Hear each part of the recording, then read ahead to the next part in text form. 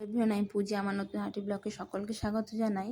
তো দেখো এখন সন্ধ্যাতে চলে এসেছি। তো চলো সন্ধ্যায় দিতে দিতে তোমাদের সাথে কিছু কথা শেয়ার করি। মাঝে মাঝে যেন ভীষণ খারাপ লাগে, মানে সকাল থেকে রাত অবধি যতই কাজ করে যাও তবু কিন্তু শ্বশুরবাড়ির লোকের একই কথা যে তুমি সারাদিন কী করো, কী কাজ করো। মানে ওরা যদি দেখে সন্ধ্যাবেলা মোবাইল চালাতে, তো হয় মনে হয় সারাদিন মোবাইলই চালাই, সব কাজ মনে হয় নিজে নিজেই হয়ে যায়। এটা না এতটাই খারাপ লাগে। আর সংসারের না সব কাজ একা সামলানো মানে খুবই কষ্টকর হয়। আবার ধর যাদের শাশুড়ি আছে তাদের কিন্তু অনেকটাই হেল্প হয়ে যায়। মানে শাশুড়ি আর বউ একই কাজ যদি ভাগ করে করা যায় তাহলে কিন্তু অনেকটা কাজই আগায় আসে। আবার এরকমও হয় কারো যে শাশুড়ি থেকেও কিন্তু মানে সব কাজ একাই করতে হয়। কেন কি জানো, যেমন আমারই কথা বলি, মানে আমার শাশুড়ি যেহেতু নিরামিষ খায়, তো উনি কিন্তু উনার সম্পূর্ণ নিরামিষ খাওয়ার আলাদা রান্নাবাড়ি করতেই, আর মন্দির আছে আমাদের, তো সেই মন্দিরে কিন্তু পুজো দিতে ওনার সময় চলে যায়।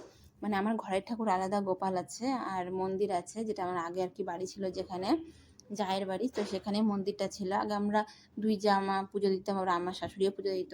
কিন্তু এখন কিন্তু আমি দিতে পারি না, মানে যেহেতু সকাল থেকে স্কুল থাকে, মানে তাড়াহুড়ো লেগে যায় একদম। যখন থেকে স্কুলে ঢুকেছি তখন থেকে কিন্তু আমি আর মন্দিরে পুজো দেওয়ার সময়ই পাই না। তো কোনো মানে যখন আমার বছরে পুজো হয় তখন কিন্তু সবাই আমরা দুই বাড়ি মিলে কিন্তু ধুমধাম করে পুজোটা করি। তো দেখো তোমাদের সাথে কথা বলতে বলতে কিন্তু আমার সন্ধ্যা দেওয়া হয়ে গেল। আর এই যে তারপরে দেখো আমাদের ক্যালেন্ডারটা দেখছো রাধাকৃষ্ণের, তো এটা না হাওয়াতে একদম খুলে পড়ে গিয়েছিলো, তো সেটাকে আমি সেটিং করে দিচ্ছি। আর পরের দিন যেন প্রচুর কাজ থাকে, মানে সকালে উঠে বাসি কাজ, আবার রান্না বাড়ি, স্নান পুজো করতে অনেক সময় চলে যায়। সেজন্য আমি ঠাকুরের বাসনগুলো কিন্তু আগের দিনই মেজে রাখি, নাহলে মানে পরের দিন এত পাড়াপাড়ি লেগে যায়।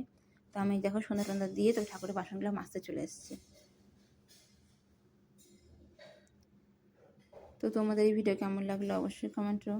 আজকে আমাদের এতটুকুই, টাটা।